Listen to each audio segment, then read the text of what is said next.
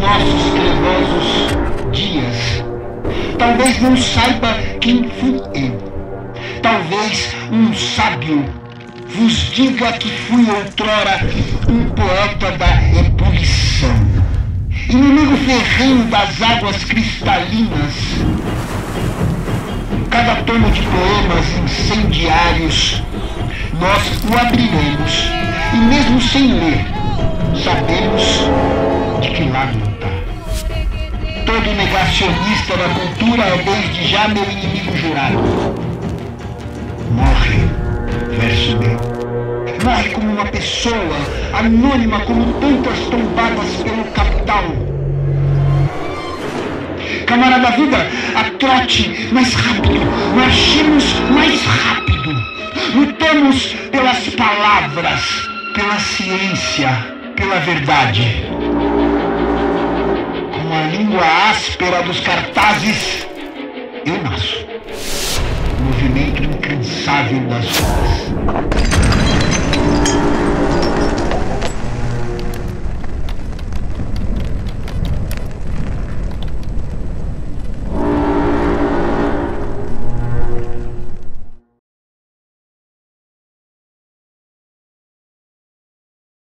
Boa noite, pessoal. Obrigada por terem ficado depois do Jogo do Brasil. Bem-vindos à Tupeia, a terceira Tupeia. Muito legal ver caras antigas e caras novas dessa festa. E, bom, vou apresentar a mesa e os novos amigos aqui com a gente. Essa mesa é quem contará a história, nossa ficção, biografia e potência das narrativas. Com o Thiago Velasquez, o Rafael Domingos Oliveira e o Marlon Teclu. E todos esses livros aqui são deles. A gente tem os livros ali depois para ler, quem quiser ir ali, receber autógrafo, conversar com os autores, que é vontade. A ideia de fazer a mesa, eu vou apresentar eles rapidinho. Eu tenho algumas perguntas capciosas também, mas a ideia é ficar mais em liberdade para a gente conversar, todo mundo. E, enfim, vou começar pelo Thiago. O Thiago nasceu no Rio de Janeiro, ele é escritor, jornalista e mestre em comunicação e cultura da UFRJ. E doutor em literatura, cultura e contemporaneidade da PUC. Hoje ele está com o livro dele, que é o Romance. E é dono de uma tese muito auspiciosa, que vocês podem dar um Google depois. Ele vai falar o Rafael, que é aquele... Ele é historiador, educador, é doutor em História Social pela USP e mestre em História pela USP, ou não, mentira, pela Unifesp. E ele também está com o livro dele, que é esse aqui, Voz Atlântica. E também você pode pegar o livro dele depois da mesa. E o Marcos, que é jornalista, né, produtor de reportagens, edição e revisão dos textos em mídias sociais. E em março de 2020, no convite da editora Benalux, ele está publicando uma voz do bando. E também do livro dele ali, então todo mundo com o livro ali, para depois vocês darem um cheque. Eu vou passar para vocês a fala, mas primeiro eu vou só dar um parâmetro, né? Porque pessoas da letras, pessoas do jornalismo e pessoas da história, então são múltiplas áreas, né? E acho que nesse âmbito de biografia e autobiografia e ficção é um lugar muito novo, né? Ser um historiador, ou ser um jornalista, ou ser uma pessoa da letras, tem muito a dizer nesse prisma, né? De narrativas e de atuações.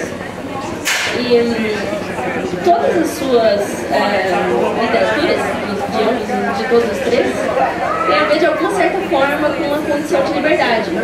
Seja ela em questão a sua tese, por exemplo, Rafael, que é sobre narrativas pós-abolicionistas, ou a do Thiago, que fala sobre essa condição de liberdade do gênero e do texto, ou a do Marcos também. Então, a minha primeira pergunta é como a autoficção se relaciona com essas condições de liberdade, seja ela liberdade na escrita, como forma, ou na narrativa, enfim. E como ela, de certa maneira, exerce uma função de liberdade criativa, ao mesmo tempo criando uma cadência de confinamento, um diálogo de si mesmo. Manda ver. Quem quiser. Bom, falaram que é quem está no meio que começa. No meu caso, assim, eu nem gosto de chamar de autoficção. A gente chama porque as pessoas entendem que é autoficção e é uma forma de ter algum tipo de âncora. Mas, e aí pegando a ideia da autoficção, acho que o grande lance é justamente trabalhar nessa fronteira, né? Ou nesse signo que seria um signo híbrido. Ele é ficção e é autobiografia, né? Ele é os dois, ele não é um ou outro, né? Eu acho que esse é o grande lance. Não é uma dicotomia, não é um ou, é um e. Né? E com essa ideia de e, a gente começa a expandir esses campos, esses limites, o que, na minha concepção, abre bastante as possibilidades. Porque a gente começa a perceber que definir de uma forma muito precisa ou clara o que é ficção e o que é realidade talvez não seja tão possível assim. Se a gente for um tanto autocrítico e crítico, a gente percebe que a gente ficcionaliza o tempo todo e a nossa vida, enfim, né? E a escrita também bebe toda hora da nossa vida real. Então fica uma coisa um pouco um tanto imprecisa, mas eu acho isso rico, né? Eu acho isso dá umas possibilidades assim bastante interessantes. Eu acho que era nesse sentido que eu curti fazer. Nesse meu caso, também tem que essa autoficção é minha tese de doutorado. Então é uma tese de doutorado que é uma escrita ficcional, que é uma escrita ensaística, que tem e-mail, que tem foto, que tem desenho, que tem bate-papo de chat, que tem... Enfim, é como se eu pudesse ir agregando o tempo todo, né? E é uma performance do autor no texto, né? Também. Então, essa característica performática também.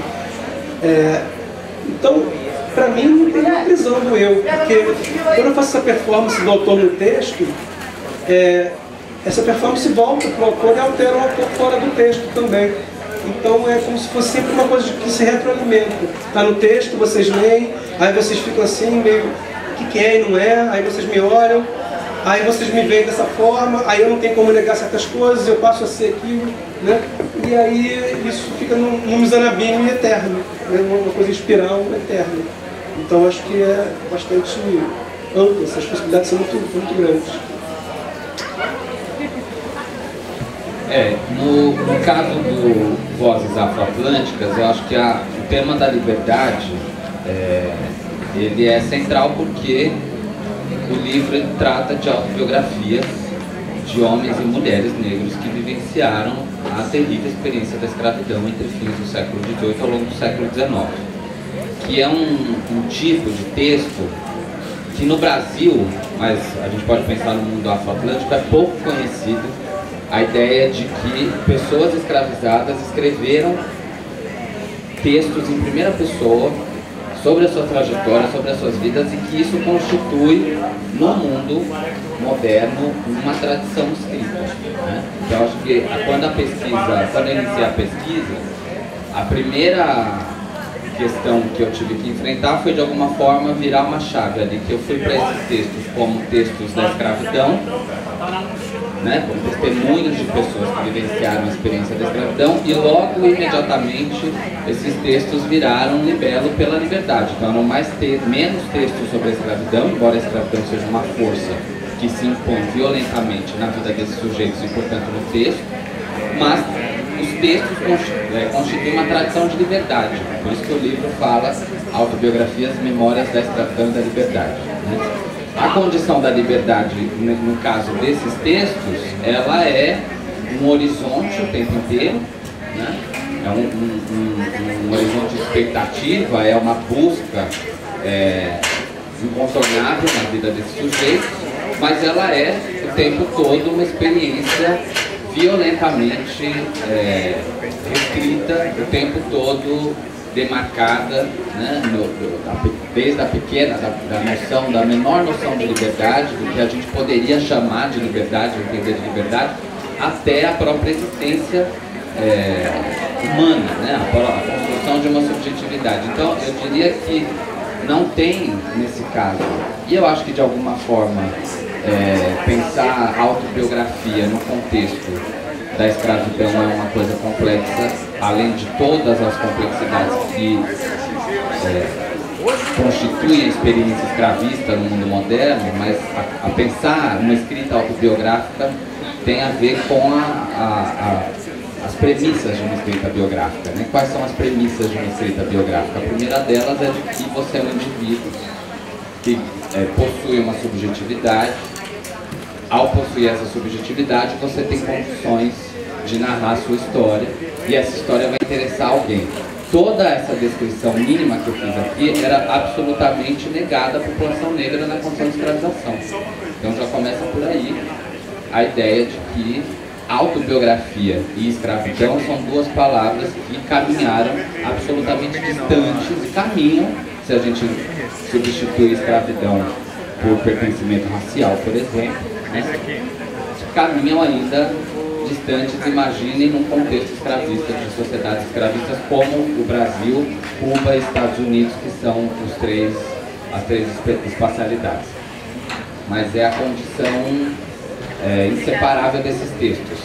Nenhuma dessas pessoas escreveu a sua história senão para estabelecer um espaço de liberdade na sua construção subjetiva ou objetivamente como um instrumento de luta, efetivamente, né? Muitas pessoas conseguiram a sua liberdade, saíram da condição de escravidão, se tornaram livres por meio dessas publicações, né? Então é a autobiografia, aí seja um documento histórico ou um gênero literário, isso importa muito pouco, porque no final das contas ela foi um instrumento para a liberdade, para a construção da liberdade.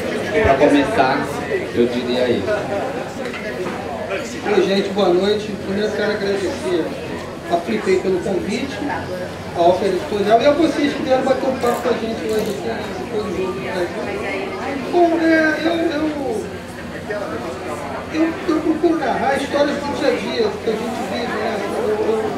Eu sou jornalista e já fui para várias editoras, várias editorias de política, de economia, de esporte, polícia, e aí eu procuro narrar histórias que a gente vê, principalmente dentro do campo político. Então, assim, eu não conto história de alma do outro mundo, eu conto história de gente como a gente, que vai ao bar, vai à praia, gosta de futebol, namora, briga com a namorada, briga com o namorado, mas sempre tentando narrar o que está acontecendo hoje, principalmente no Brasil, no Rio de Janeiro. Eu sou do Rio de Janeiro, as histórias que eu escrevo são ambientadas no Rio de Janeiro. Nesse livro aqui eu denuncio as milícias, né? As milícias que tomam conta, assassinam, e a gente já conhece, todos vocês já conhecem a história das milícias, então eu procuro narrar e fazer uma denúncia do que tem acontecido no Rio de Janeiro. O golpe que deram na Dilma em 2016, né? Então as histórias são sempre pautadas em cima disso. E aí eu vou contar, eu já militei em partido político há muitos anos, então a gente conhece um pouquinho, sabe como é que é, fui do movimento estudantil, então eu procuro contar essas histórias. O que eu penso é que chamo de autoficção, assim, eu até posso dizer que é autoficção, porque assim, tem um pouquinho de mim, tem um pouquinho do outro, um pouquinho de todos nós nessa história. Até eu acho interessante porque as pessoas, quando leem alguns livros, eu estou falando dos meus, que eu escrevo, esse é o quarto, está sendo publicado, as pessoas acabam se identificando porque elas se veem ali, né? Tem gente que vai tomar um choquinho e que está combatendo, sabe, está no fronte de batalha. Eu vejo que a gente deve pensar sempre na escrita como uma forma de denúncia. Eu, como jornalista, eu trabalhei muito tempo com editoria de polícia no Jornal Dia, né? Trabalhei no Jornal do Esporte, fazendo esporte, trabalhei no Gol.com, e eu vi muita coisa ruim. Então a gente vê como essas pessoas agem, né? Principalmente as milícias. Eu sempre falo a questão das milícias porque são bandidos, não deixam de ser bandidos, né? Estão lá achando que são policiais, muitos deles são bandidos, aliás, são todos bandidos. É uma área difícil para se trabalhar. Eu mesmo, quando eu trabalhei com esporte, fiz muitas denúncias sobre a CBF, que é sempre um vale-a-pouco de ladrões, a gente sabe disso. E aí eu sofri muitas ameaças, né?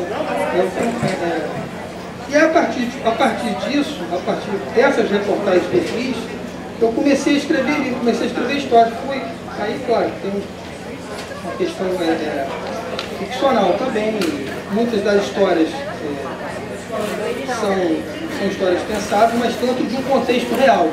Então eu penso que a gente precisa pelo menos, dentro do que eu penso, assim, a gente precisa usar a escrita como forma de denúncia. Acho que também os colegas aqui devem usar a escrita como isso também. Tem uma coisa que a gente estava falando ontem, aqui, na verdade, na conversa com o Rodrigo, do Balanço e Fúria, com o Dom Érico, com relação a essas imagens que se promovem nesse espaço de confinamento. A gente vê isso muito no funk, narrativas e imagens, letras de narrativas e de imagens que constroem imagens desse outro espaço imaginário, e num espaço tão real quanto imaginário. A gente vê isso também nas narrativas epistolares, né? Porque no espaço de confinamento, como por exemplo encarceramento, a única forma de comunicação é de forma de mensagens, existe uma certa dinâmica de distância e isso, de uma certa forma, também é uma forma de autobiografar. E como isso se relaciona, essa autobiografia e esses espaços de confinamento, espaço enfim, confinamento, prisão, de uma certa forma, ou seja socialmente falando, ou nas prisões de fato, né? Como que essa autoficção se relaciona com essas estratégias estatais de confinamento? As imagens, vamos lá. Primeiro, acho que seria interessante contar um pouco para o pessoal e pedir desculpa porque eu respondi a primeira pergunta sem agradecer nada, nem ninguém. Mas a culpa é minha que fiz isso antes, desculpa. Eu copiei. Boa noite a todas e a todos.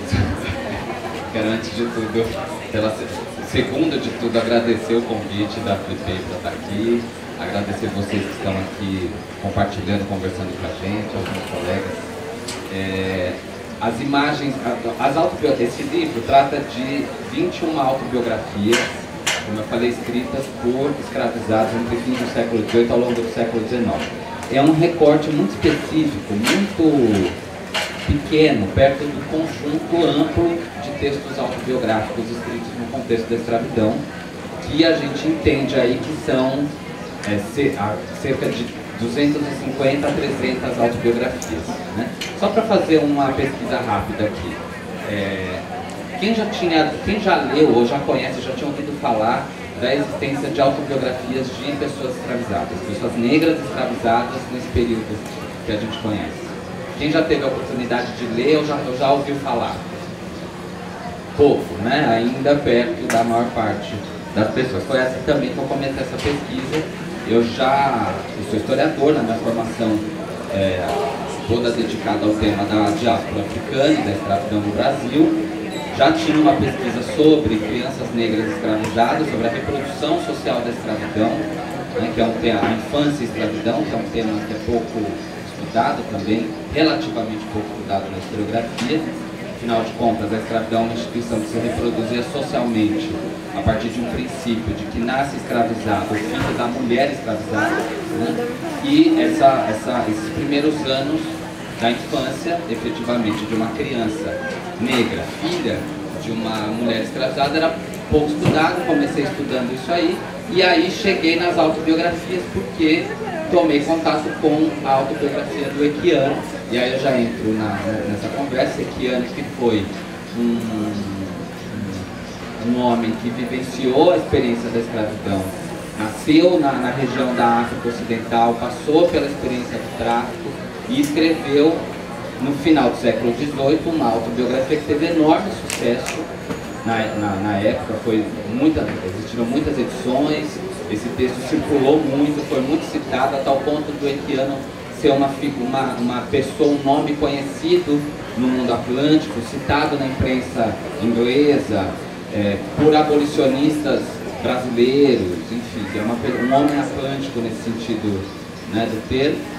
E foi essa autobiografia que me despertou para para entender o conjunto dessas autobiografias. A primeira questão é entender justamente como que um sujeito que tem a sua experiência absolutamente marcada pela negação da sua humanidade se afirma humanamente nas piores, mais terríveis experiências, que é, e o que só pode ter sido a escravidão, por meio do texto escrito, por meio da sua narrativa, da sua história, né?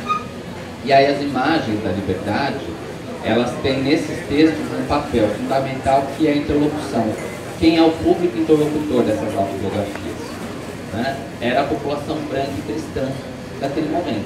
O objetivo com a publicação desses textos era convencer a população branca e cristã que a escravidão era ruim e que, portanto, ela tinha que acabar. Por isso que são libelos da liberdade, né? Contar a sua história, onde eu nasci na região tal da África, os nossos costumes são assim, fazemos essas coisas, fui sequestrado na infância, levado para um navio, esse navio tem essas condições, foram meses de viagem, e as imagens vão aparecendo aí, né? Imagens que vão construindo um repertório comum, porque você começa a ler essas autobiografias desses lugares, são comuns, as representações que se constroem da violência e tal. E há uma imagem muito importante, pensando no público interlocutor, que são as imagens religiosas. Vou falar uma aqui que eu acho que é interessante. O público interlocutor desses textos, como eu falei, é a população branca cristã, sobretudo nos Estados Unidos, que são de diferentes confissões religiosas protestantes, né? Essas religiões, essas confissões, elas têm elas dão um destaque muito grande para passagens do texto bíblico, como, por exemplo, a travessia do deserto pelo povo hebreu, fugindo do Egito. Essas são imagens fortes e importantes para determinadas confissões religiosas. Os autores e as autoras, em condição de escravidão ou já livres quando escrevem as suas autobiografias, utilizam essa imagem do texto bíblico como referência para a experiência das populações dos povos africanos no contexto da escravidão. Só que fazem isso subvertendo uma lógica muito importante, por exemplo, nos Estados Unidos daquele momento, que é a ideia de que os Estados Unidos é fruto do destino manifesto, né? de um destino da providência divina. Deus estabeleceu um destino para os estadunidenses, para aquele povo, os pais fundadores, essa história toda que a gente conhece do imperialismo, da linguagem do império, né? Esse lugar especial que os Estados Unidos têm, como predestinados ao sucesso. Isso já está ali desde o fim do século XIX, está em construção desde o final do século XVIII ao longo do século XIX, e as autobiografias trabalham com essa mesma referência que constitui a narrativa oficial da nação, só que subvertendo. Se a narrativa oficial diz que os Estados Unidos são o paraíso, é a nova Canaã, o novo território divino, esses textos estão atestando por meio da sua experiência que aquilo é um inferno, que a travessia não é para a nova Canaã ou para o paraíso, mas é a travessia para o inferno. Então são textos que constroem imagens de liberdade por meio da imagem do horror, da violência, mas são mais do que isso, não são só testemunhos da escravidão, porque eu acho que seria muito reducionista pensar assim. São textos que estão interferindo no debate da formação do Estado, por exemplo. São intelectuais que estão tensionando projetos de Estado, de nação, por meio, por exemplo, da narrativa oficial. O texto bíblico e a Constituição dos Estados Unidos são dois textos sagrados. As principais imagens que essas autobiografias constroem e subvertem estão nesse âmbito, da religião e do Estado. Acho que são imagens. Bom, agora sobrou eu para dar boa noite para vocês, agradecendo.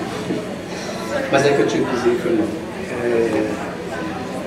Eu nem sei o que falar depois que você falou, mas vamos lá. É que eu penso, bom, eu acho que isso que você falou é muito interessante e tentei pensar agora nas desigualdades ainda desses textos, né, dessas narrativas de si, ou mesmo quando não são narrativas de si, mas na localização de quem produz e no contexto social que se produz, né? Porque quando eu faço um texto, uma narrativa de si, eu, Thiago, homem branco, hétero, né, de classe alta, do doutorado, ninguém questiona se é literatura ou não é literatura. É literatura e pronto. Ninguém está nem aí. Eu consigo muito performar isso e ficar bancando que a ficção para mim é bem confortável. E eu gosto claro, eu vou tensionar de outra forma esse meu lugar. Mas aí você pega o Ferrez, o Alan da Rosa, coisa e tal, ou a Carolina Maria de Jesus e vão o quê? Relato.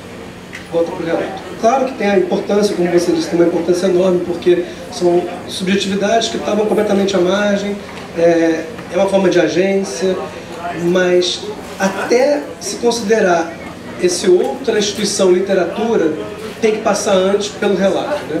É como se, na verdade, a população branca estivesse interessada agora no relato desse pessoal que até agora não falou. E aí necessariamente não faz um julgamento estético, porque ele está interessado no relato. E obviamente que tem os dois, né? Como você disse, não é só uma autobiografia Eu Nasci, né? São textos que têm uma questão de representatividade, fundam uma nova nação, ou pelo menos disputam isso, né? Esses valores todos que estão em jogo. Então, quando eu penso nisso hoje, eu acho que a gente ainda tem esse lugar ainda bastante demarcado dessa dificuldade de textos de pessoas subalternizadas de conseguir passar para um outro lugar além do relato, que é importante, mas que para alguém que nem eu, essa discussão já não é tão posta, não fica tão posta, né? Então, eu achei bem bacana isso que você falou. Ao mesmo tempo, nessa forma que eu escrevo, que é um texto híbrido, mais do que uma ficção, um texto híbrido, e aí pensando, e também, de novo, um outro problema que se coloca nessas desigualdades, né? Pensando numa pós-autonomia da literatura, uma literatura que não precisa afirmar literatura, porque tudo é literatura, aí a gente pode pegar o bilhete, o e-mail, seja o que for. De novo, quem é que pode pensar na pós-literatura? Né? Quem é que pode estar confortável com a pós-literatura, sendo que tem uma série de pessoas no mundo que não acessaram o espaço da literatura, né? Então, essas desigualdades continuam sendo reproduzidas. Assim, isso não deve fazer eu não pensar na pós-literatura, mas ao mesmo tempo que nem a modernidade, né? Que modernidade é essa? A gente tem uma série de modernidades, né? Que história universal? Não tem uma história, a gente tem uma série de momentos históricos coexistindo, né? A gente não pode pensar numa ideia de evolução, né? Estamos na pós-literatura. Estamos quem?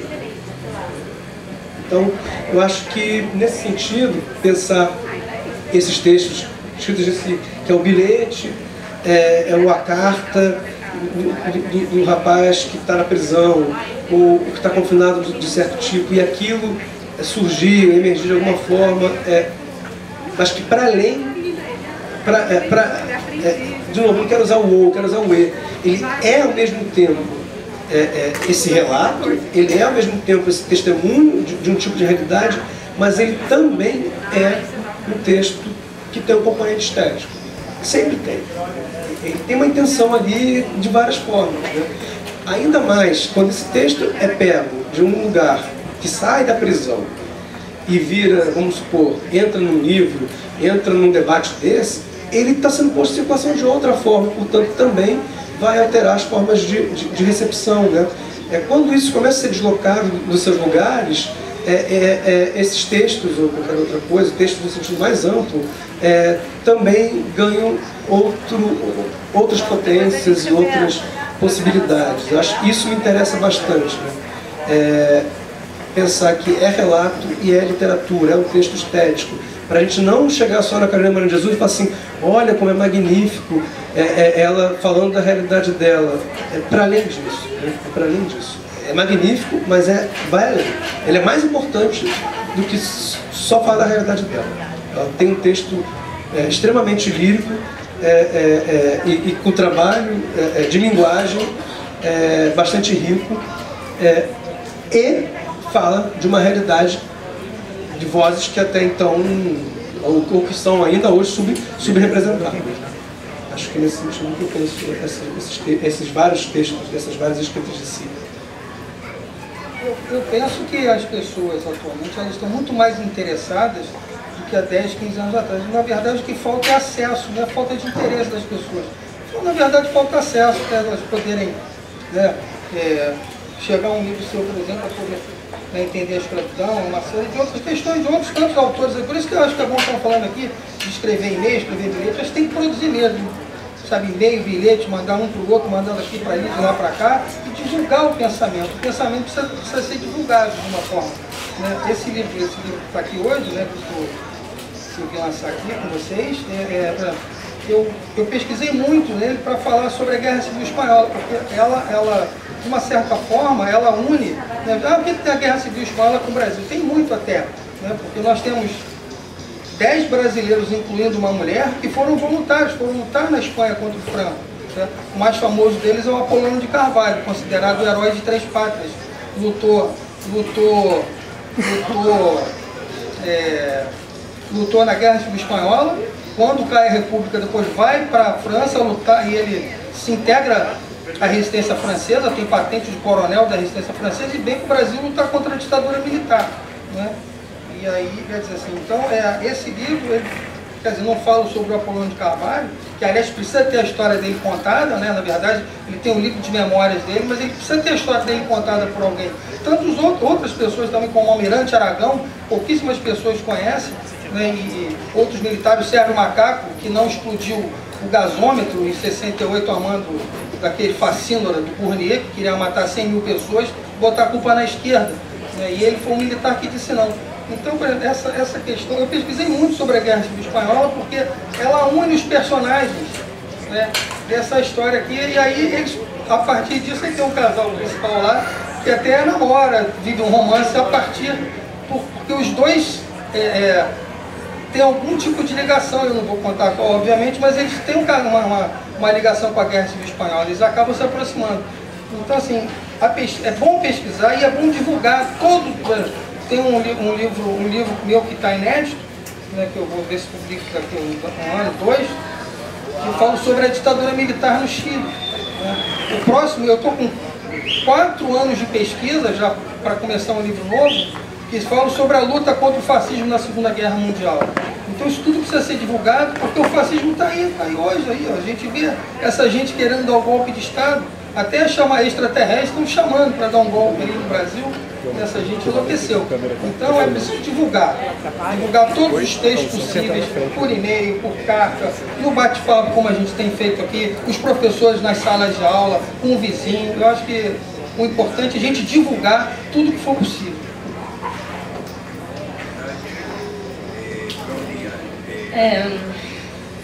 Vocês falaram um ponto importante, na verdade eu até escrevi uma nova pergunta durante isso, que é essa questão da imaginação como um território de privilégio. Né? A gente sabe que existe um império da lógica muito forte operando na literatura, e sempre existiu na trajetória da literatura a ideia do romance proletário, que é condição de realismo. Existe uma condicionalidade no realismo para esse sujeito que é proletarizado, esse sujeito em situação de margem. Ao passo em que existe um imenso movimento, sempre existiu esse imenso movimento de reivindicação da imaginação por conta desses sujeitos. Então, de que forma essa autoficção opera nessa reivindicação da imaginação? E como isso afeta essa condição de produção de algo contrário à realidade estatal, algo contrário a essa exigência do real? Como que essa condição de imaginação opera?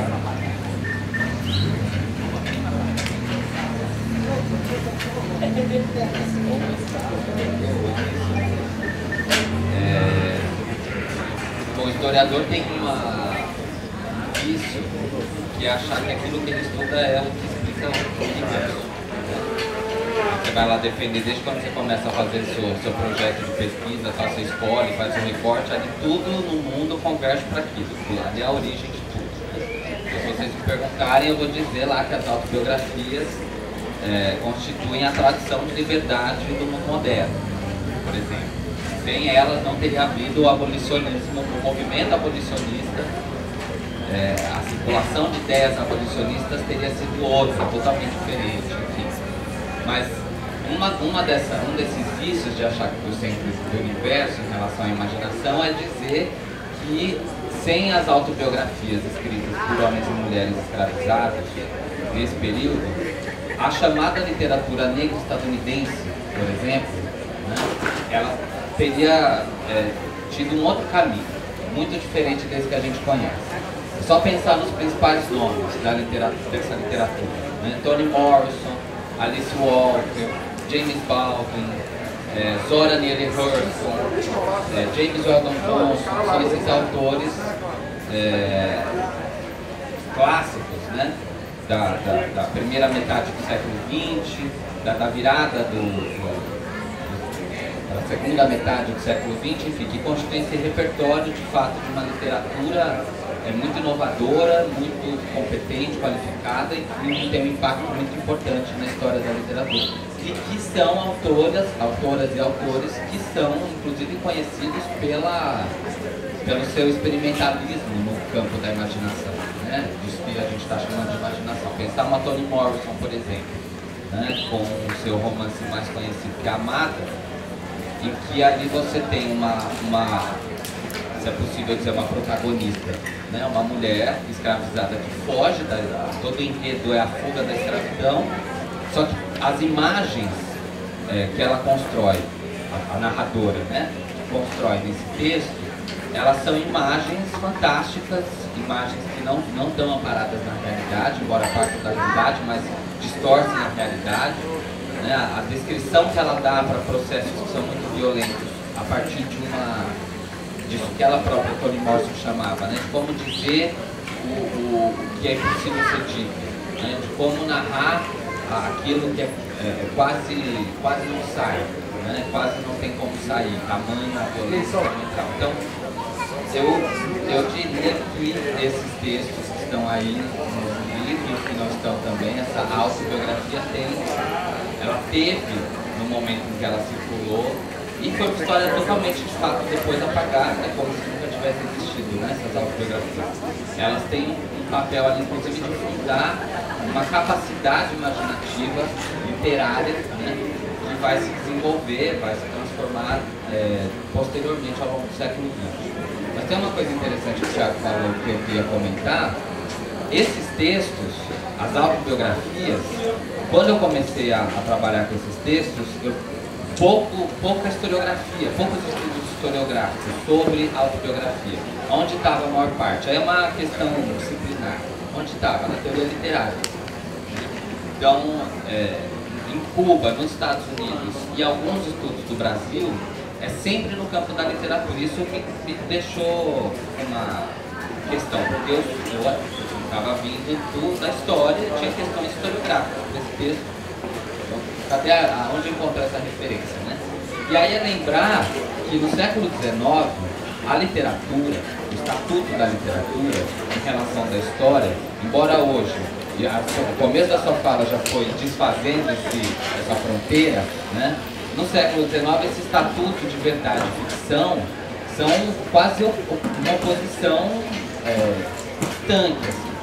A história é a verdade objetiva, é aquilo que está nos documentos oficiais, é escrita a história, é o peso, a história com H maiúsculo. E a literatura é o que não é verdade. A literatura é a mentira quase, né? A fantasia. Então é uma oposição muito que hoje essa fronteira já é muito mais dissolvida, né?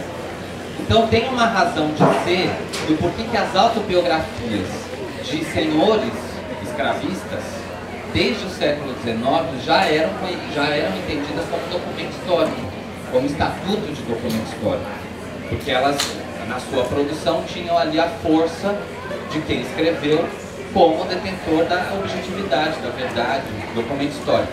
E as autobiografias de escravizados, gênero literário. Dizer isso hoje não desqualifica, muito pelo contrário, eu só falo que é justamente de dizer, olha, além de serem documentos históricos, também são documentos literários. No século XIX, dizer que era só gênero literário era desqualificar esses textos, era retirá-los do campo, inclusive, que o documento tem de comprovar alguma coisa, comprovar violência, comprovar... Porque imagina, se as pessoas citam as famílias dos seus chamados proprietários, descrevem as situações de violência, né? E só para fechar essa minha resposta, Margaret Atwood, quando ela escreve o conto da Aya, que hoje é hoje não, né? Desde os anos 70, é alguma coisa que é conhecida por muitas pessoas, em muitas entrevistas ela já disse que se inspirou nas autobiografias de escravizados, né? Então não é incomum quem conhece alguma coisa de escravidão reconhecer naquela construção, aquela imaginação incrível que essa autora construiu, muito dessa base da real, da vida real, da reconstrução. A violência, ela de certa forma, assim, ela não vejo assim, muito uma certa dificuldade de ser contada, né? Você pega o Jorge Amado e Tocaia Grande, assim, uma história ultra violenta, assim, e a gente não precisa ir muito longe não aqui, ó. Isso aqui é o resultado da violência. Aqui em cima da gente, aqui a bandeira da Marielle, sem terra aqui também, que vivem sendo massacrados, né? Então, assim, a violência, eu acho que ela é fácil de contar, embora ela seja muito ruim, né? Mas a gente precisa contar. Então, o Hemingway, ele costuma dizer, ele costuma dizer que ele conta a história do tempo dele, eu conto a história do meu tempo, do nosso tempo, né? Porque a gente vive essa violência. Então, penso que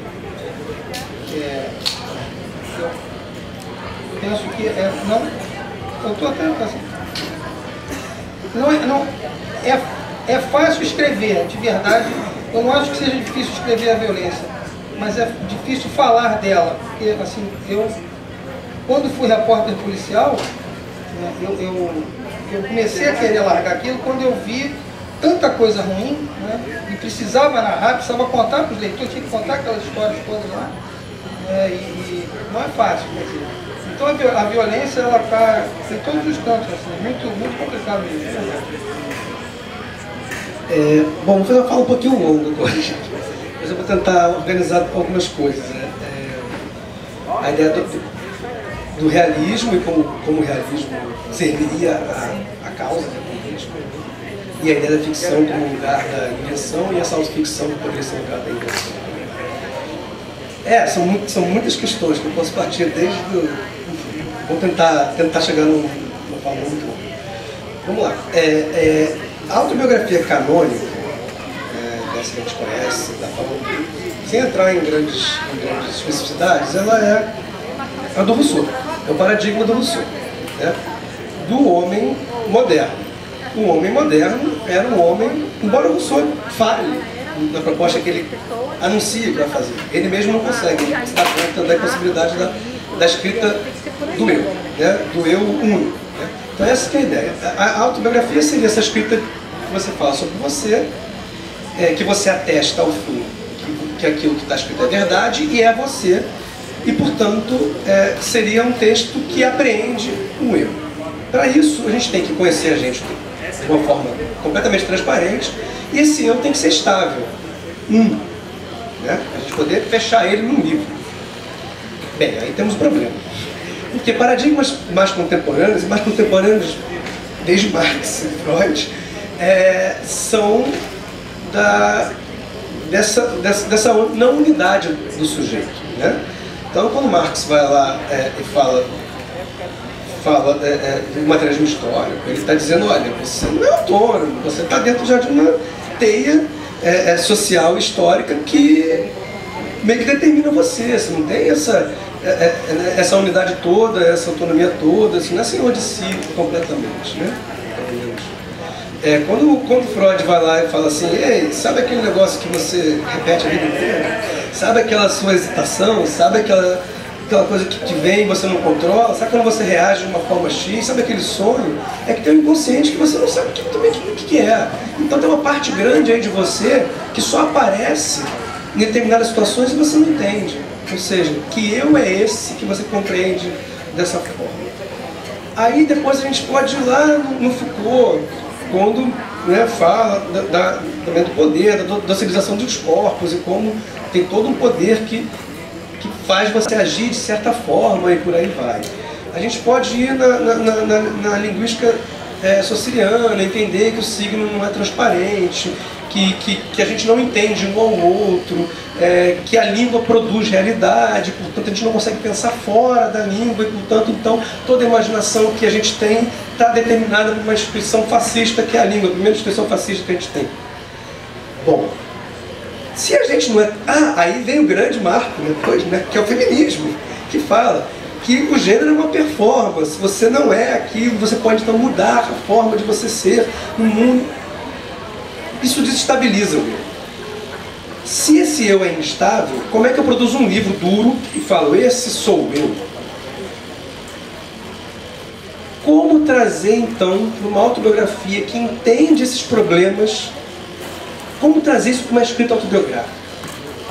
Né? Que trabalhe com esse eu que não é uno, com esse eu que é instável, com esses vários eus, que não tem um eu essencial.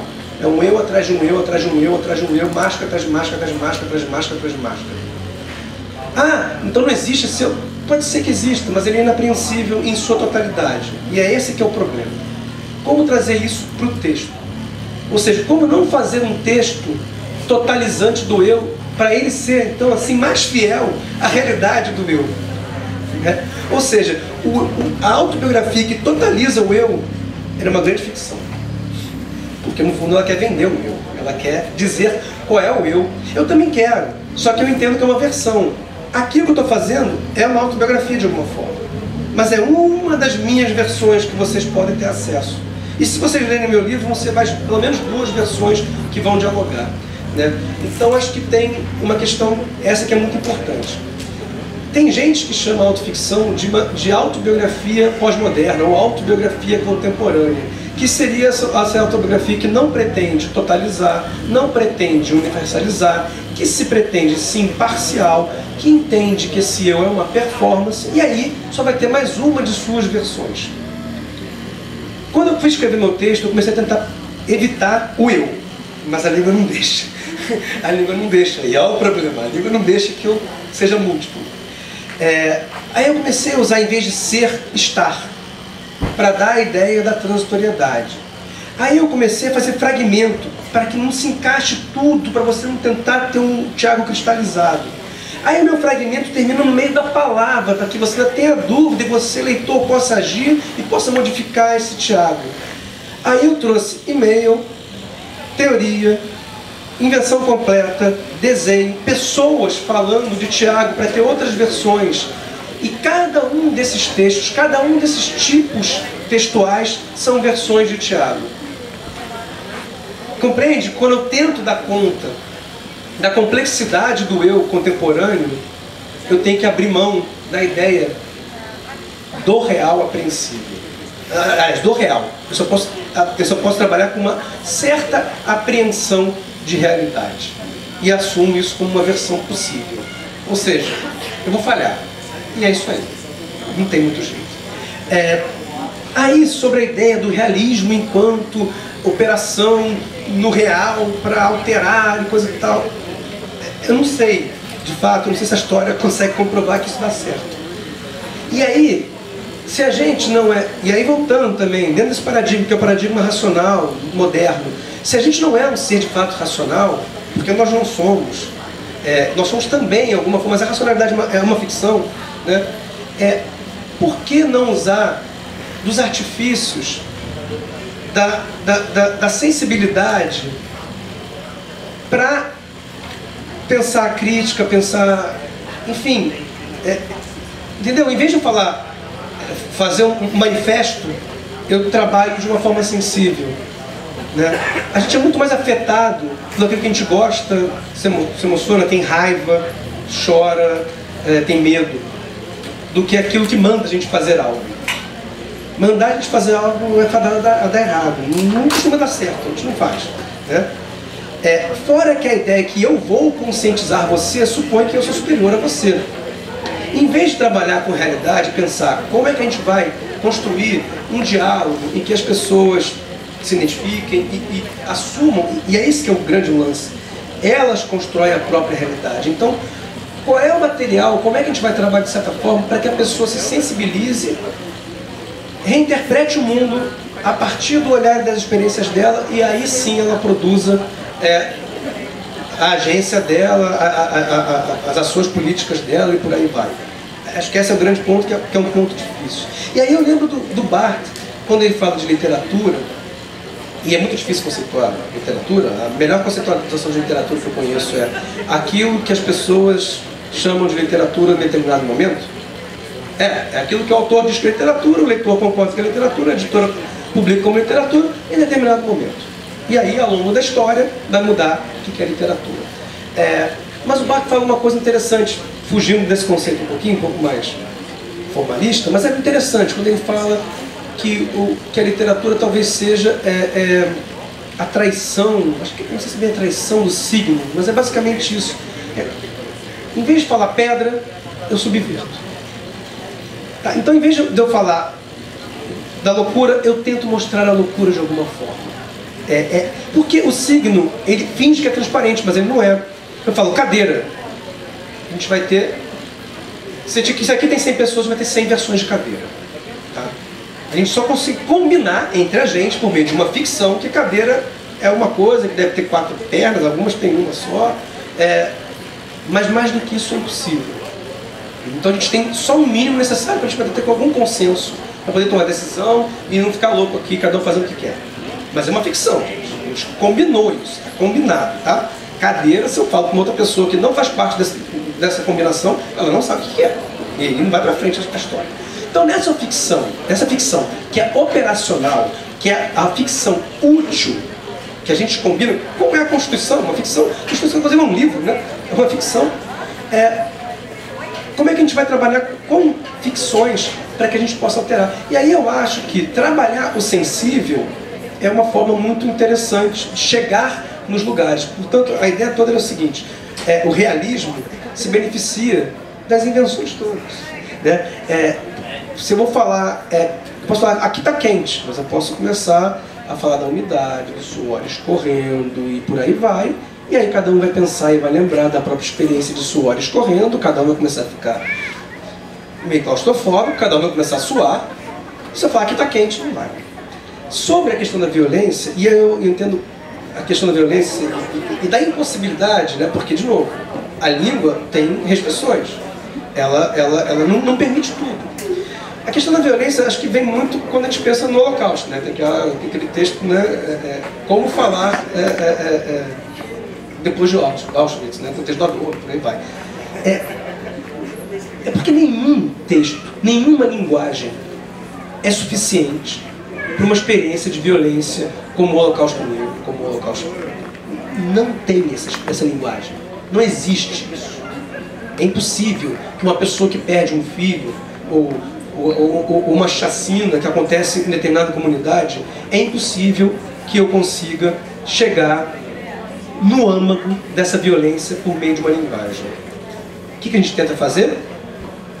Ir por meios tortos para trazer a sensação, mas não é trazer, eu vou trabalhar em vocês, leitores, as sensações de perda, de medo, de violência que vocês já tiveram. Então, o que eu vou tentar fazer em vez de narrar a realidade, para chegar mais próximo dessa realidade, eu vou usar um subterfúgio, talvez de criação, para que eu consiga despertar nos meus leitores esse medo, esse sentimento de violência, esse sentimento de desterro, de desenraizamento. Isso é o máximo que eu acho que eu posso conseguir. E tem uma coisa interessante nisso, que os meus leitores são coautores desse texto. O meu texto não é meu. O texto é de todo mundo. Depois que o texto sai, ele é de vocês. E eu, enquanto um escritor não totalitário, eu deixo todos os espaços, eu tento dar o máximo de espaço possível para que vocês ajam sobre ele. Para que vocês construam, completem eles com a própria experiência de vocês. Acho que essa vai ser a última pergunta, por conta do tempo. Mas qual que é a tensão e a dinâmica entre escrever sobre autoficção e escrever autoficção? Essa é pra mim. Então, gente, é porque esse livro ele é resultado da tese que eu fiz, que era, em linhas gerais, falar sobre escrita de si, autoficção e por aí vai. Quando eu cheguei no doutorado, tinha um projeto justamente duro, normal, daquela forma que todo mundo conhece, chato pra caramba, que ninguém vai ler. A minha orientadora, logo no início do doutorado, eu lancei um livro de contos, chamado Petaluma, e a minha orientadora leu e gostou. E ela falou assim, pô, Thiago, por que a gente vai fazer uma tese tradicional, dura, se a gente pode usar esse tipo de texto que você tem? E aí é uma coisa interessante da literatura, de novo, né? Que é uma escrita sexy, a escrita que seduz, que não é a escrita da tese normalmente. Porque a escrita sexy vai produzir em vocês sentimento. A escrita não sexy não vai. É muito mais fácil prender vocês por meio de uma escrita sensual do que não. Bom, isso um alemão de 60 e poucos anos falando pra mim, né? Que trabalha só com teoria dura, né? E aí a gente ficou pensando, então a minha tese toda foi basicamente pensando qual é o formato de escrita que eu vou fazer.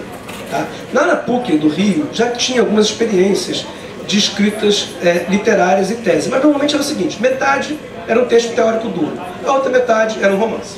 No meu não, tinha que ser um texto só, essa era a minha ideia. Por quê? Se eu vou defender que essa ficção e essa não ficção não são tão distinguíveis assim, como é que eu vou separar? Eu preciso defender e mostrar que é possível isso, né? E aí vem o método que a gente teve que usar, né? Uma epistemologia construtivista que entende que o objeto não existe, o objeto é uma construção do observador.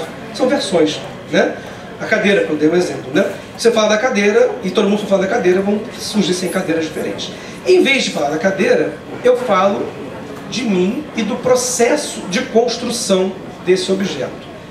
Isso inclui lugar de fala, explicar quem é, como é que eu penso, como é que eu nasci, como é que não sei o que, e a partir daí como é que eu enxergo o mundo e como é que eu construo esse objeto, né? E para isso a gente teve que usar uma outra coisa que seria ser observador de segunda ordem. Tiago observando Tiago, escrevendo uma tese de doutorado. Então, esse texto é isso, eu, e isso também é interessante, não existe, então, nessa concepção, não existe a autobiografia ou a autoficção. Toda escrita de si vai ter que pedir e exigir do autor a sua própria escrita de si, o seu próprio formato de escrita de si. Porque cada um tem as suas próprias questões, os seus próprios problemas e sua própria visão de mundo. Muito mais interessante do que a autobiografia tradicional, que exige certas coisas. Eu só não falei naquele momento, né, que teve um movimento na França nos anos 60 da nova história, né, que foi incorporar narrativas, ou seja, métodos da ficção para a história, para a historiografia, e também na própria ideia da metanarrativa historiográfica, né, que basicamente um texto de história, um documento, é um texto sobre texto, um texto sobre texto sobre texto, a partir do momento que a pessoa que experienciou de forma direta não está viva, né? Então a história também é uma ficção no momento que ela é um texto sobre um texto, sobre outro texto, sobre outro texto. Olha quantos textos passaram para a gente poder produzir um texto historiográfico também. Dessa forma, bagunço tudo de novo, e é isso aí. Acho que a gente passa para as perguntas. Alguém tem alguma colocação?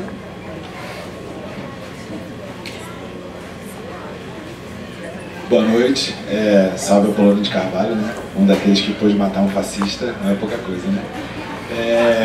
Mas fazendo uma pergunta para vocês, é um pouco isso, assim, ouvindo vocês falarem, comecei pensando sobre onde está esse local dos corpos negros conseguirem contar suas próprias histórias, a gente que é marcado muito por traumas, não tem uma autoconfiança para poder escrever o texto, não tem um lugar que dá voz a essas pessoas, né?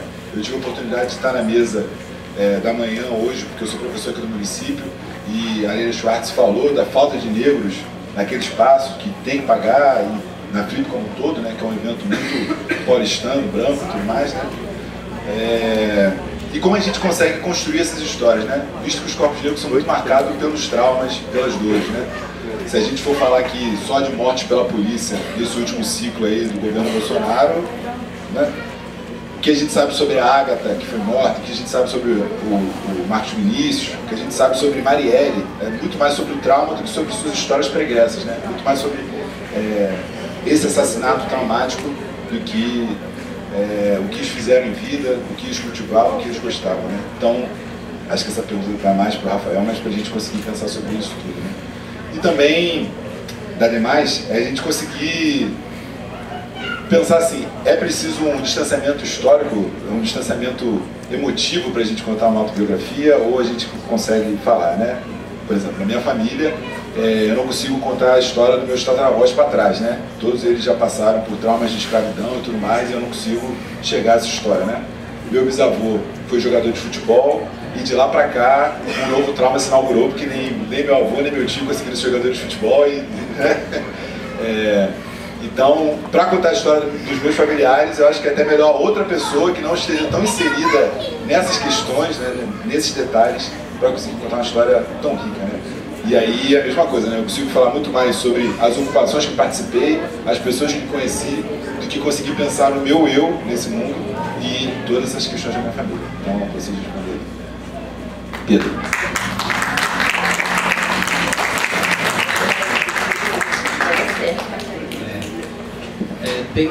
Tem um detalhe desses... É um detalhe, né? É um detalhe que é fundante dessas autobiografias todas. Todas foram prefaciadas por homens ou mulheres brancas, essas autobiografias. Todos. O espaço autobiográfico, né, do Philippe Lejeune, lá o historiador francês, a construção desse espaço autobiográfico foi feita, no caso dessas autobiografias, pela figura chanceladora, legitimadora do homem branco ou da mulher branca, abolicionista, que escreveu um prefácio, olha que interessante, todos eles um prefácio dizendo: confio nessa pessoa, tudo que ele relata, tudo que ela relata é verdade, ele passou por isso, fui chequei as informações, né? Tenho uma checagem no prefácio, quer dizer, tem uma voz autorizadora, legitimadora para aquela voz que vem depois. Então, é muito importante isso que o Thiago falou a respeito da impossibilidade de um texto autobiográfico apreender a totalidade de um eu unidiviso e constante, porque essas autobiografias, elas são textos com muitas vozes, não é a voz só da pessoa que viveu a escravidão e que está relatando a sua história, né? Esses textos passaram por eles foram revisados, eles foram de alguma forma formatados, né, por quem editou, a partir dos critérios de quem editou, pensando no público por onde circularia, né? Então há uma própria ideia de que mesmo essas autobiografias, quer dizer, não tem, se essa experiência ela é tão marcante, né, numa sociedade escravista, ela continua sendo a da voz que precisa ser autorizada, da voz que precisa... Veja só, os textos, por que os abolicionistas tinham interesse nessas autobiografias? Porque quem subia no púlpito para defender o anti-escravismo, para construir uma consciência escravista, eram os abolicionistas brancos. Embora muitos desses autores foram abolicionistas, fizeram conferências com centenas de pessoas, circularam, eram peregrinos da liberdade, como muitos se referiam, mas quem subia no púlpito, na praça, falava, construía, era geralmente um homem branco, batista, metodista, de alguma confissão religiosa nesse lugar. A partir do momento que esses textos eles começam a circular, a experiência em primeira pessoa que está no texto, ela passa a ser referência de quem está falando. Então, olha, a escravidão é ruim porque o Solomon Northup, por exemplo, que escreveu 12 anos de escravidão, que virou filme, ficou mais conhecido, ele diz que viveu isso, viveu dessa forma, foi isso que ele sentiu.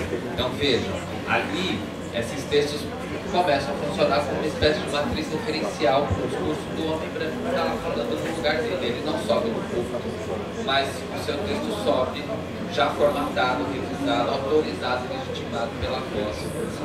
Bom, não é preciso ir longe pensar a produção de escritoras e escritores negros hoje, a relação com as editoras, com as grandes editoras, com o mercado editorial e etc. Tudo que, todas as camadas, toda a discussão que foi quando a obra da Carolina passou a ser publicada na companhia, né? Se seria revisada, se não seria, como seria essa revisão, se ia ter a chamada atualização, se não teria, porque onde ia se perder a voz, onde a voz ia se manter. E aí tem os argumentos dos dois lados, aí tem que revisar e atualizar porque todos os grandes escritores têm texto atualizado limitado. Ah, mas no caso da Carolina, justamente é ali na não conformidade dela da norma que está o interesse no seu experimento da linguagem, enfim. Então, acho que é uma discussão que todo sujeito que faz parte de algum grupo que é explorado, oprimido, que alça, né, que tem a pretensão de falar sobre si, sobre os seus, de alguma forma, são os desafios que vai viver. E eu faço parte de um grupo de jovens historiadores e historiadores da nova história, etc., embora não sou calmo, mas eu sou tão da nova história assim, a meta história, legal, que a gente não exorciza a subjetividade. A subjetividade não tem que ser exorcizada da história. A gente tem que desconfiar, porque eu tenho certeza que alguém que está me olhando e acompanhando o meu percurso saberia dizer muito mais sobre eu mesmo do que eu, porque afinal eu não sou o senhor da minha casa, como diria o próprio Freud.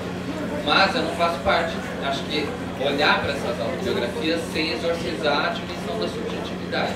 Me interessa, é importante entender a elaboração desse sujeito, dessa pessoa, na sua experiência traumática, na sua experiência, né? E pensar também, por outro lado, ou nesse mesmo caminho, que o livro não é um estudo. Aí parece deixa o orientador, a banca, que não pode descobrir isso. Não é um estudo no sentido, peguei 20 autobiografias, abri, fechei, decupei, tirei ali, criei uma série histórica, etc. É um ato de leitura. Se tem alguma coisa nesse livro que eu posso chamar de autoficção minha ou da minha autobiografia, é que ele é resultado de um ato de leitura que é a minha leitura.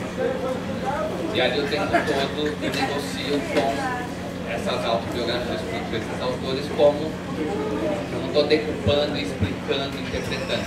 E aí, só para encerrar isso, Frederick Douglass, que foi um dos maiores abolicionistas, eu estou usando referências estadunidenses porque as autobiografias, todas elas foram publicadas nos Estados Unidos. Mas Frederick Douglass foi um dos maiores abolicionistas do século XIX, o homem mais fotografado do século XIX. Olha que curioso. Um homem negro que foi escravizado. Né? Ele escreveu não uma, mas ele escreveu 3 autobiografias ao longo da vida, em que ele foi, inclusive, mudando passagens, né? E colocando em questão a sua condição no momento em que ele escreveu. Mas ele ouviu de um desses abolicionistas, já na segunda autobiografia, assim: olha, você está interpretando demais a sua história. Você está fazendo filosofia já. Conta os fatos que a filosofia eu faço. Foi isso que ele ouviu do abolicionista branco. Fala que você viveu o que eu interpreto que você viveu. Então, de alguma forma, eu tentei, ao longo da escrita desse trabalho, não ser esse abolicionista que está interpretando os fatos que ele me conta. Mas é um ato de leitura, não tem como. Alguém mais?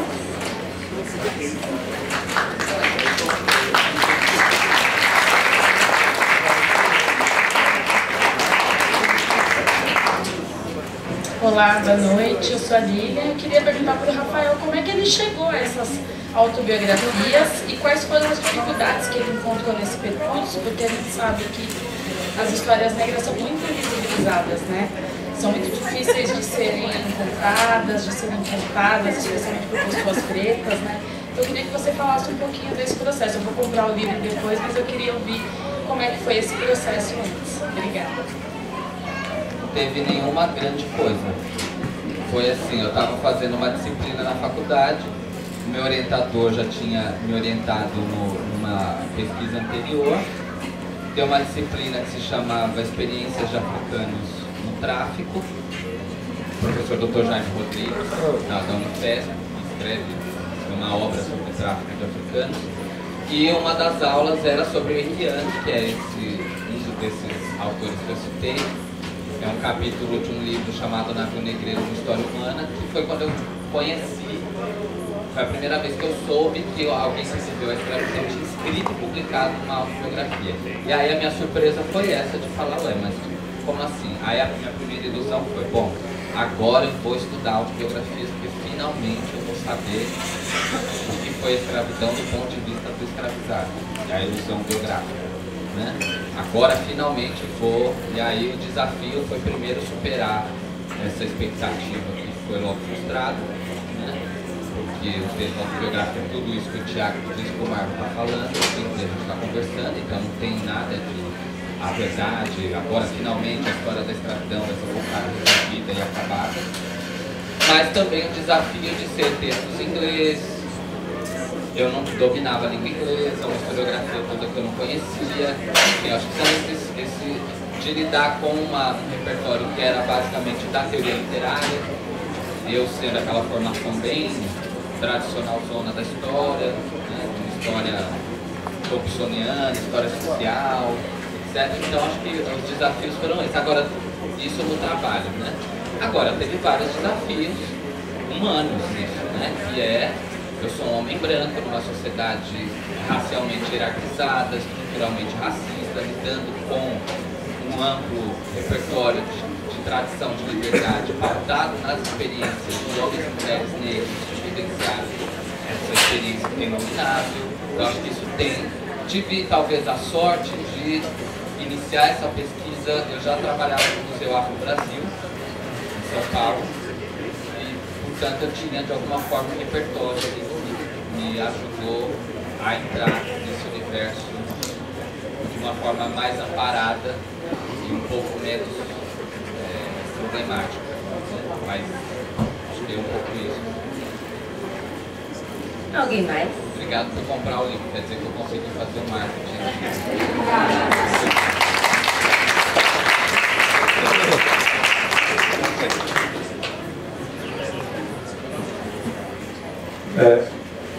Choque aqui. Boa noite, eu me chamo Paik. Eu queria dialogar um pouco com o que o Pedro falou, em torno dessa possibilidade da história de si. Eu sou antropólogo e na minha graduação, há 13 anos atrás, a monografia que eu fiz foi justamente uma investigação genealógica acerca da minha família em torno de entrevistas com a minha avó materna, que era mais antiga viva, e com meu avô paterno. Minha avó paterna e meu avô materno, que eram os mais antigos vivos, e análise de documentos, etc., uma tentativa de construir história e memória negra, né? Pensando justamente em 3 questões, né, que apareceram e que eu acho que dialogam um pouco essa questão da possibilidade da escrita de si e a partir da escrita dos outros, né?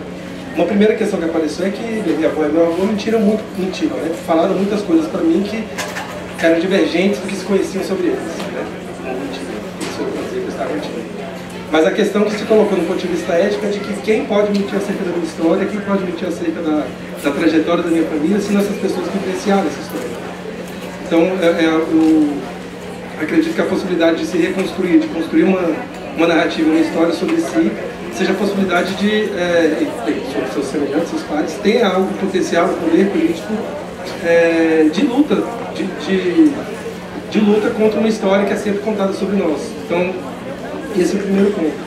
O segundo é um fato curioso. Meu avô, finado seu pé, essa entrevista foi feita em 2008, ele contou com orgulho, que ele tinha 74 anos, 77, nossa família, a minha parte da nossa família nunca foi escravizada, porque o meu avô, ele era mercador de escravos.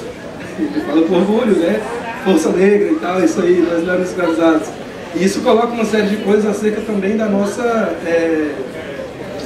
dos enquadramentos históricos, da ideia de uma história única da negritude, né? Apesar desse termo ser bem banalizado, mas de uma história única de um só poder existir enquanto necessariamente um ascendente escravizado, necessariamente um tipo de família específica, um tipo de trajetória. Então esse tipo de pesquisa de possibilidade, esse tipo de narrativa de si, possibilita a gente também construir outras histórias e se localizar. Então acho que é uma possibilidade não de autobiografia, mas de autoficção que é relevante, assim. E aí o terceiro ponto, eu acho que entra nesse ponto de uma retomada da história de si. Eu acho que não se trata de buscar um eu único, mas de constituir possibilidades de eu, constituir possibilidades de nós, com impactos sobre a nossa família, sobre a nossa trajetória, né? Acho que uma forma mais comum ou mais normal da gente falar disso é do rap, né? O rap, quando a gente começa a contar a história da gente, narrar do que somos nós, narrar Homem na Estrada, narrar a Vida Louca, enfim, narrar o Negão Careca da Ceilândia, né? Que seja, nós conseguimos construir também uma série de conexões, uma série de possibilidades. Isso organiza uma comunidade, isso organiza uma série de percepções, de articulação com a história daquele maluco, a história daquela menina é parecida com a minha mãe, com a minha irmã. E no caso da minha família aconteceu isso, né? Essa escrita dessa etnografia gerou brigas, né, na família, porque haviam pessoas que não gostavam do meu avô e ficavam, por que você está entrevistando ele, não sei o que e tal. E ao mesmo tempo, na minha família paterna, gerou também uma grande festa, que meu pai ficou sensibilizado com a história e fez uma festa para o grande, o 13º dele, e fez uma festa para juntar 200 familiares meus num jantar na casa dele, num churrasco, na verdade, na casa dele, que poderiam ter sido mais, não fosse a falta de espaço na casa. Assim. Então acho que a possibilidade de escrever sobre si tem um potencial, acho que para além da verdade, né? Para além da verdade, que eu acho que, enfim, eu queria dialogar em torno disso.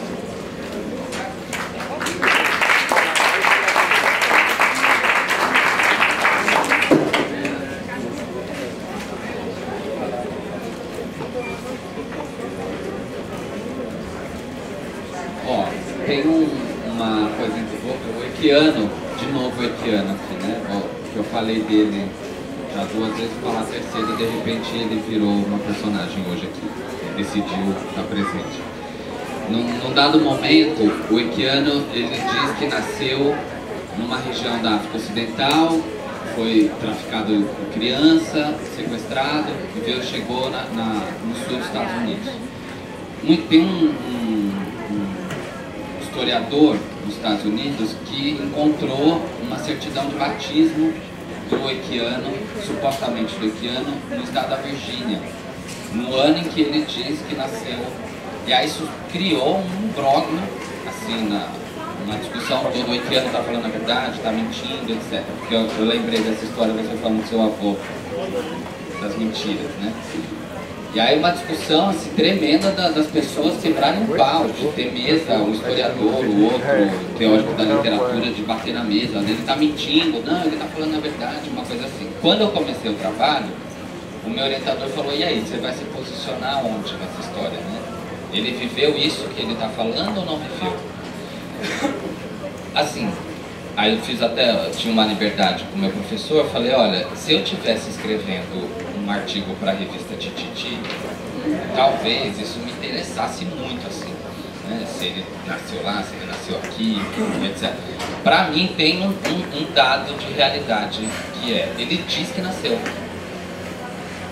O meu texto, o livro, a tese, não era para provar que o Equiano estava falando a verdade ou não, se ele viu aquilo que ele disse. Tem um fato que esse é inquestionável, que é inegável, que ele diz que nasceu, ele diz. E se aquilo que ele descreveu, né, se encontra com um repertório compartilhado, né, é porque existe uma história compartilhada, que não é só a do Equiano, mas que é a de todas as pessoas que vivenciaram, que se ele não viveu, ele acessou por meio da tradição oral, por meio da memória coletiva. Então, assim, no final, não me interessava muito isso. Eu lembrei dessa história de ouvindo, porque no final das contas, a restituição de humanidade que se dá quando você recupera a sua história para sujeitos que têm a sua humanidade negada, que pessoas trans hoje, vamos pensar que esses sujeitos, né?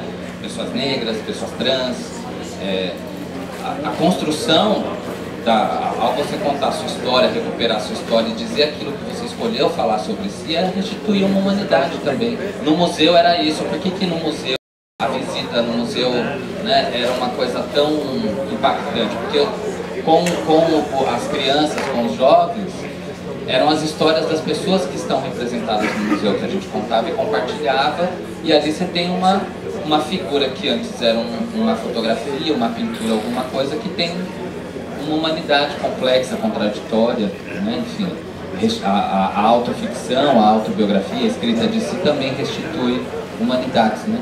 De alguma forma. Está encerrando, imagino, mas eu só quero fazer um complemento aqui, discordar concordando de Pedro, né? Que a gente só conhece as histórias a partir dos traumas, né? E você comentou que, de certa forma, você tem alguma dificuldade em contar o seu passado, o passado da sua família, mas você conta com uma certa desenvoltura, o que você presenciou a partir das ocupações, por exemplo. Eu acho que ninguém melhor do que você tem propriedade para contar essas histórias. Entendeu? Eu acho que você tem toda a propriedade para contar, porque você conhece, você viveu, você sentiu, embora seja dos seus antepassados, mas assim, vem uma carga em cima disso. Então acho que essa é a discordância. Acho que você tem propriedade para contar essas histórias, não só a partir dos traumas que a gente viu na Marielle, enfim, de outras pessoas. Oi?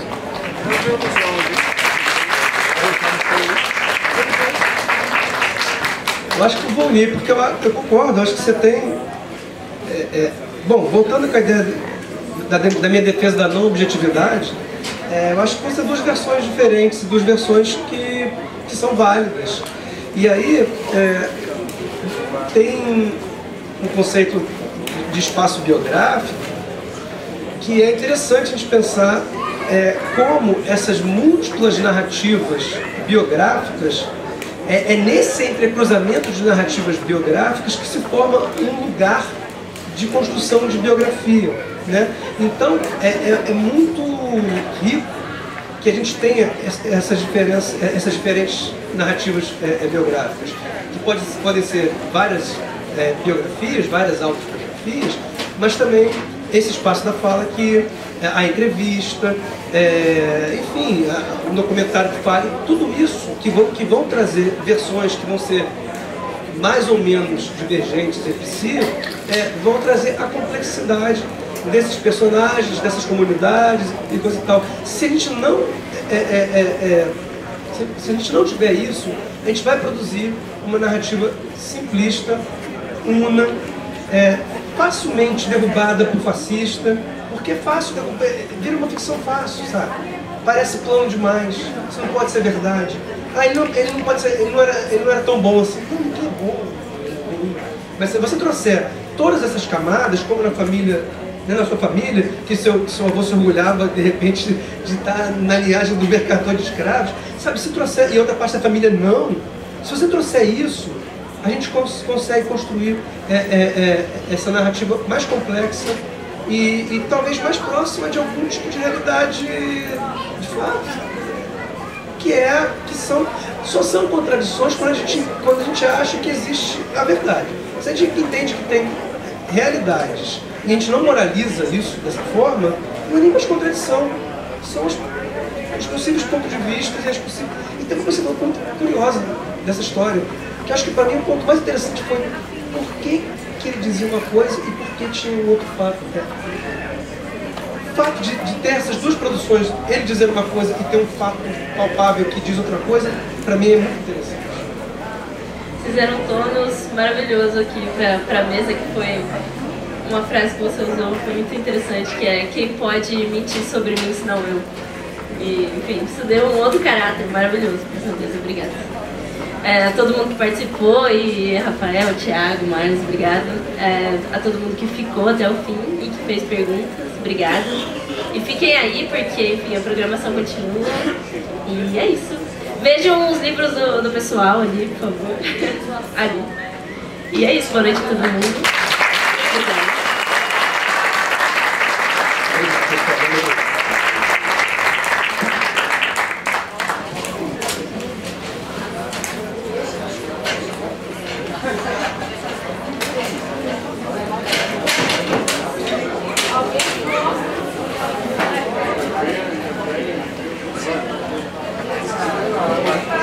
Pessoal,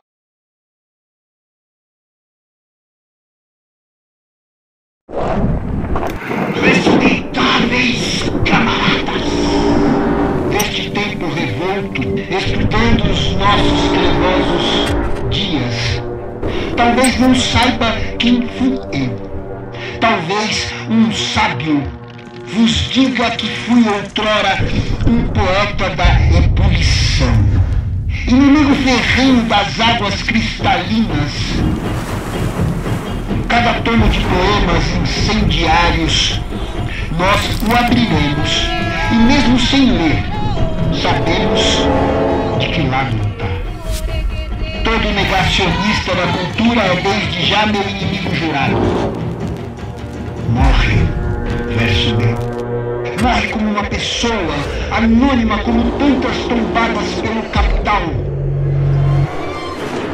Camarada vida, a trote mais rápido, marchemos mais rápido.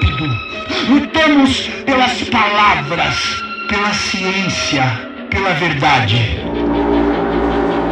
Com a língua áspera dos cartazes, eu nasço. Movimento incansável das ruas.